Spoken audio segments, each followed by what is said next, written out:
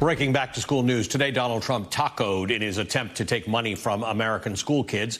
After weeks of public pressure and a federal lawsuit, the Trump administration will now release more than $5 billion in public school funding that it's illegally been withholding since June. The Washington Post reports, quote, states expect the funding to be released July 1st. Instead, the Education Department notified states June 30th it was investigating whether any of the grant money had in the past been used for a, quote, radical left-wing agenda, end quote. The freeze was being challenged in court by the D.C. and Democratic state attorneys general to release the funds, which support 6 grant programs related to English language learner programs, teacher training, support for children of migrant workers, and academic enrichment activities. For some, the effects of the lost funds would have been severe, particularly in areas with many students who are learning English. In Marshalltown, Iowa, where a pork plant draws migrant agricultural workers and immigrants from dozens of countries, the school district was facing a devastating blow. The impact on parents and families would have been devastating as well. The Associated Press reports the money being released Friday pays for free programming before and after school and during the summer.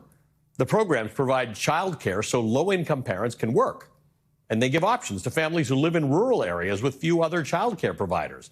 Beyond just child care, kids receive reading and math help at the programs, along with enrichment in sciences and the arts. Without the money, school districts and nonprofits such as the YMCA and the Boys and Girls Club of America have said they would have to close or scale back educational offerings this fall. I just want to be clear. These are federally appropriated funds, already voted on and approved by Congress and passed into law. This is not discretionary money. They should never have been withheld in the first place. Arizona Democratic Congressman Greg Stanton had this to say about his state finally receiving its funding. After our pressure campaign, Trump blinked and finally released more than $100 million in funding that his administration was withholding from Arizona classrooms. Not a moment too soon, as kids across the state head back to school. This is a big win, but it never should have been an issue in the first place. Trump continues to play games with our kids' futures, and we're not going to let it stand. Joining us now is the Colorado Attorney General, Democratic Attorney General Phil Weiser. He joined the lawsuit against the Trump administration's Department of Education. He's also running to be Colorado's next governor. Attorney General, good to see you again. Thank you for being with us tonight. Always good to be with you, Ali. You did a great job explaining what's going on. It's hard to believe we're dealing with this again. Yeah, and I'm going to ask you to lean into it even more in terms of the explanation, because again, I want to be clear. This is law. This was voted on by Congress. It was passed. It was money. It's the same as withholding money from Ukraine that was authorized by Congress. But the illegality aside, did you get what you needed out of the lawsuit, or is there still more? Is the lawsuit still alive, and is there still more that the federal government should be doing? Until the money that is guaranteed by law is in the hands of the schools, we're not slowing down. This is a overdue statement that the money's going out. But again, the money has not been received. This administration has shown they're not trustworthy, they are reckless, and they are lawless. What you said is exactly correct.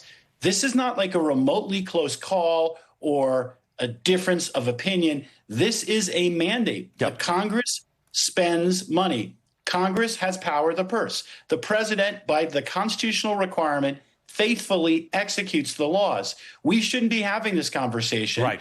This money already should be in the hands of the Boys and Girls Clubs in Pueblo, Colorado, schools across Colorado. Instead, they're scrambling right now, not knowing if the money is there. Until they get the money, we're not letting up. Their excuse about it being radical left-wing programs, that's a matter for Congress. If Congress wants to have a proper regular order and discuss why they fund certain things and why they don't fund. I mean, this is the same Doge argument, right? If you guys want to have this discussion, have it.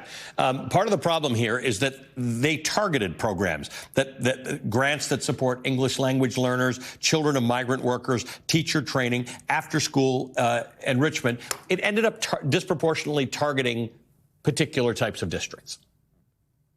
For Colorado, let me go back to this example. Like you mentioned, Boys and Girls Clubs in Pueblo, Colorado. It is a community that has large number of Latinos. It is a community that is dependent on this. And to withhold the money means you're hurting kids. You're hurting families. These are people who depend on these programs. These are lives that are at stake. other examples, you mentioned academic enrichment. That means using technology in schools to help people learn. A lot of schools are looking at artificial intelligence. There's a great company in Colorado called Magic School developing programs that help teachers teach. That sort of adoption of new technology is funded by these grants. And if you don't get the money in time, you can't make these investments in time. This is reckless. Students are hurting still with lower learning loss from the pandemic. We should be putting more money in public education, not making these sorts of cuts. The return on that is fantastic. This business, by the way, I just want to ask you one quick question, because the argument about radical left-wing agenda, you guys are attorneys general. Somebody has to prove that, right? Like, there was no evidence, there was nothing to do with radical left-wing agenda that was brought forward. This is what's so unbelievable about the moment we're in. In the court of law, you can't just make unhinged statements and use it as a justification. And so what probably happened here is the lawyers looked at this case and they said, we can't justify this. We have no legs to stand on. You're exactly right. There's no evidentiary basis to say this is some radical left-wing agenda. This is about learning. It's about learning English. It's about learning American history. It's about helping people develop social skills. This is important work. They're just making up stuff because, I don't know, they think that education doesn't matter. It is mind-numbing, both as a policy matter, as a moral matter, and as a legal matter. How did we get here? Attorney General Phil Weiser of Colorado, good to see you again. Thank you for being with us tonight. We'll stay on top of the story with you. All right, coming up this week.